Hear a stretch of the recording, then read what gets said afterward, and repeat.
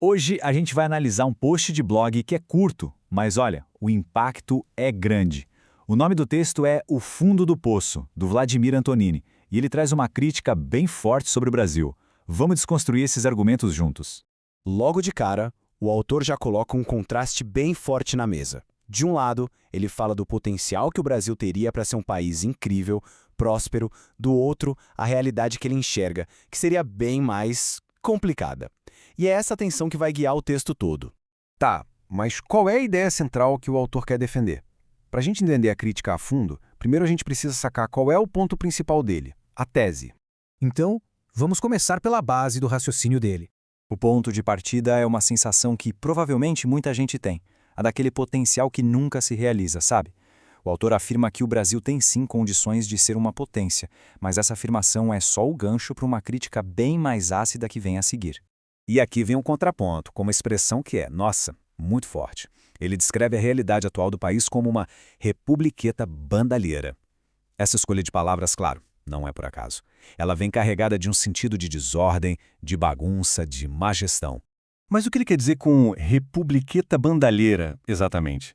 Bom, dentro do texto, esse termo serve para pintar o quadro de um Estado desorganizado, um lugar onde a bagunça e a corrupção, pelo menos na visão dele, simplesmente tomaram conta.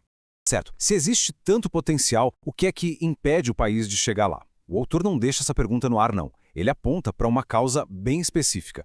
E ele não fica nem um pouco em cima do muro. Para o autor, o maior obstáculo do Brasil tem uma origem muito clara. A crítica é direcionada, sem rodeios, à classe política. E ele usa uma metáfora pesadíssima para descrevê-la: uma legião de parasitas. Usar essa palavra sugere que, na visão dele, esses políticos se aproveitam do sistema só para benefício próprio, sem pensar no bem comum. Então, fica bem claro, né? A crítica aqui não é tanto ao sistema político em si, mas às motivações que ele acredita que as pessoas eleitas têm colocar o ganho pessoal muito acima do serviço público. Ok, ele apontou o problema, agora ele mostra o outro lado da moeda, qual seria, na cabeça dele, a visão ideal.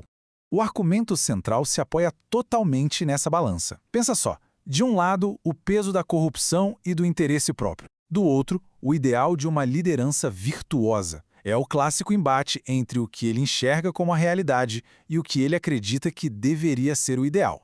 E aqui o contraste fica explícito, preto no branco.